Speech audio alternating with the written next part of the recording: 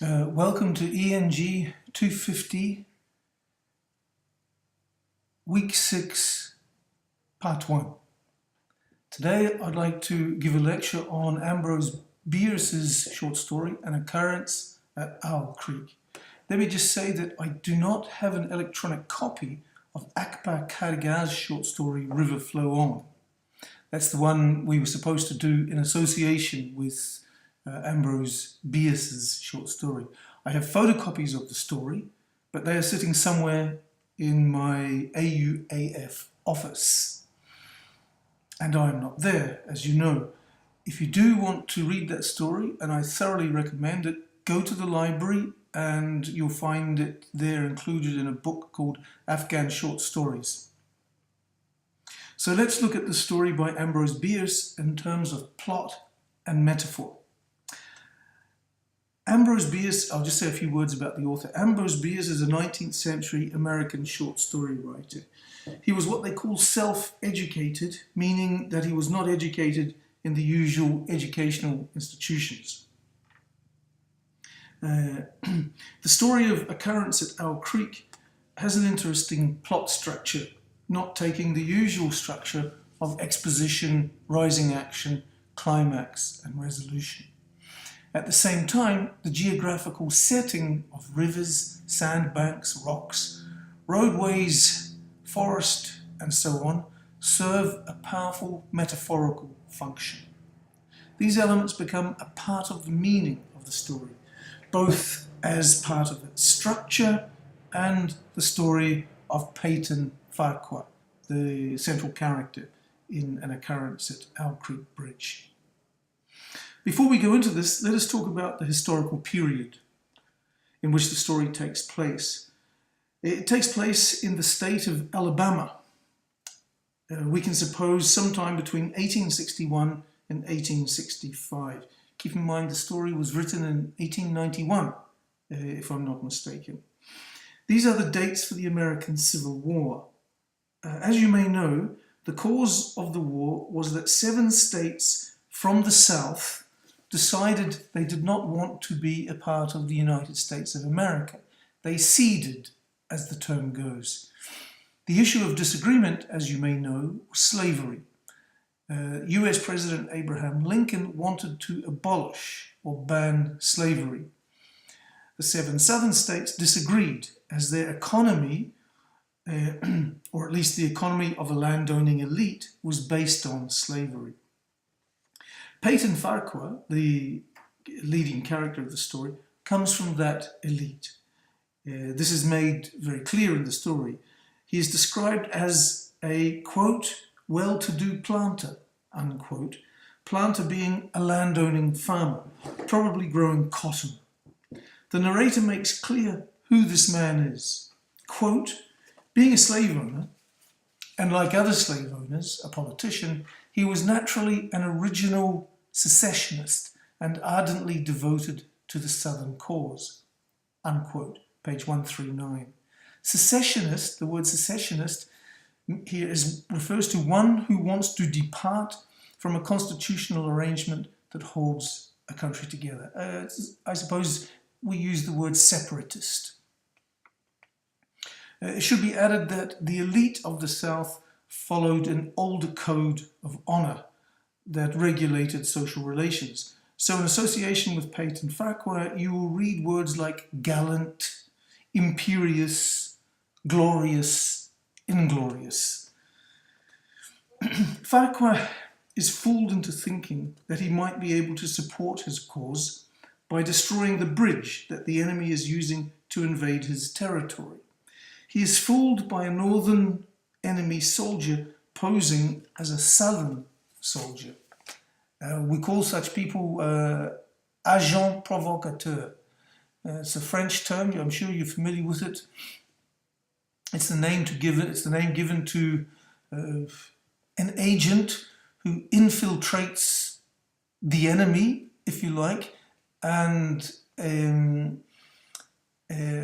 makes it look as though plants subversive ideas, incites them to violence, spreads propaganda, and so Peyton Farquhar was easily fooled, which shows that he was probably inexperienced in these matters. Yet, of course, for all his inexperience, he's also a rather brave man, driven, of course, by this honor code of the South, willing to sacrifice his life for this rather strange and unpopular cause that bound those southern states of the United States together. Of course, his aim is to sabotage the bridge, and in fact, that never happens. We meet him on the bridge, captured, where he's in the process of paying for these actions with his life. Structure. Note that after the exposition, there is a flashback to the time before his execution on the bridge. This is a common literary strategy. The story starts in the middle rather than at the beginning, then flashes back to the beginning. There's a Latin phrase that's used to describe this. It's called in medias res. In the middle of things. In fact, the first part, the preparation for the execution, is like a typical rising action, ending in the unbearable ticking of Peyton's watch, indicating that his nerves are so agitated that he is experiencing heightened forms of perception. Of course, this heightened perception, where the senses are unusually alert, characterizes the rest of the story. In a way, it is the heightened perception with regards to nature that turns the rushing water into a metaphorical structural element. Okay? So this heightened perception is not simply a psychological feature of the novel, it's a structural feature. It's at the very heart of the metaphorical structure of the novel. Now, let me just quote from the text again. In support of this notion that water, the rushing river, is somehow a central element in the text. And this is going to be my argument, in fact. Quote, something in the awful disturbance... Oh, I'm sorry, I misread it. I'm going to quote now about his heightened perception. Something in the awful disturbance of his organic system had so exalted and refined them that they made record of things never before perceived. Quote, unquote. Page 141. Okay, so we've got this heightened perception. And what I'm going to suggest as we go on is that the corollary of the heightened perception is the powerful force of nature, and that these two things synthesize, join together, and create this metaphorical element that carries the story. Now, continuing with the structure, I'm going to look at the climax. The climax of the story, one could argue, is the whole of part 3, where Peyton's execution takes place and he hallucinates his escape down the river, on the riverbank, and through the forest. It is a climax deferred, constantly deferred, one that should be reached when Peyton falls through the bridge planks, but continues in hallucination he's subjected to as he falls through the planks. In falling to his death, the sounds of the environment, especially the crashing of the water, the screaming pain of Farquhar's organic and nervous systems, enter, as it were, into the dying man's being. And so, in an instant of this man's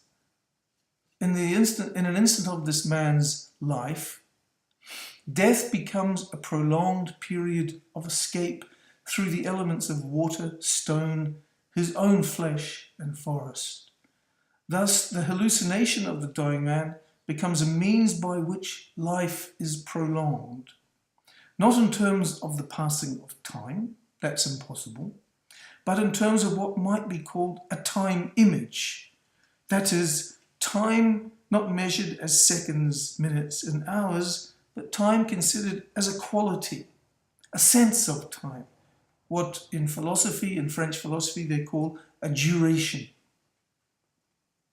Now, I mentioned this before, the corollary element in the experience of heightened perception, that is, the associated element, is water, the rushing of the water. There is a direct and proportional relation between mind and nature in this story. As perception is heightened in the moment of death, so the rushing of the river becomes a powerful force, not only in the life of the dying man, but also in the structure of the story, the aesthetics of the story, one might say. If you like, the rushing of water becomes not only a means of hallucinated escape, but something like a narrative force. If we understand narrative in the terms Richard Carney laid down in the essay we read at the beginning of this course. Let me quote, "Suddenly he felt himself whirled round and round, spinning like a top. The water, the banks, the forest, the now distant bridge, fort, and men, all were commingled and blurred. He had been caught up in a vortex and was being whirled on with a velocity of advance and gyration." Unquote, page 143. In this case, all is whirled around in a giant mixture. The world is caught up in a powerful movement that blurs the lines between things. The laws of physics take over, and we hear of gyration, velocity, vortex, all terms in the studies of physics. And the medium in all of this, the key element in all of this, is water.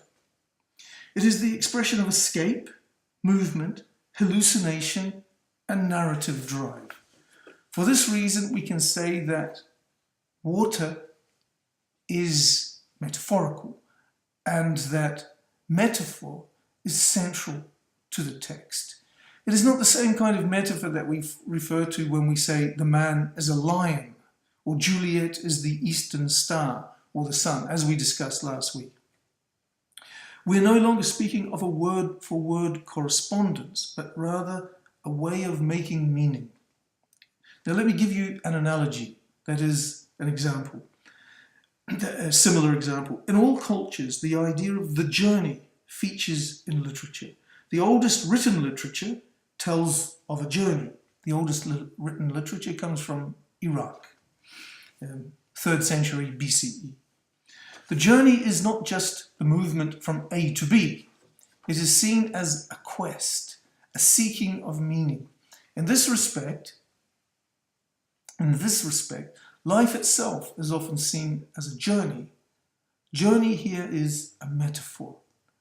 Now, in literature about the journey is not often simply one part of the story. Yes, the character does go from A to B and often back to A again. The journey rather comes to be seen as a form of meaning, a form of narrative, a way of piecing one's life together, but also a way of understanding one's life. It is a narrative force, to go back to Richard Carney again. Now, similarly, the element of water, the river in Ambrose Bierce's short story, is the medium for hallucinated time movement. Now, I want to stop there, talking about the novel. And just a final word, the short story we weren't able to read because I don't have a copy of it is Akbar Kagaz's River Flow On. Let me stress again, he's an Afghan writer. I recommend you read it in association with this. The main character of the story is a river. It is clearly in this story a metaphor of time, life, movement, and clarity of vision. Thank you.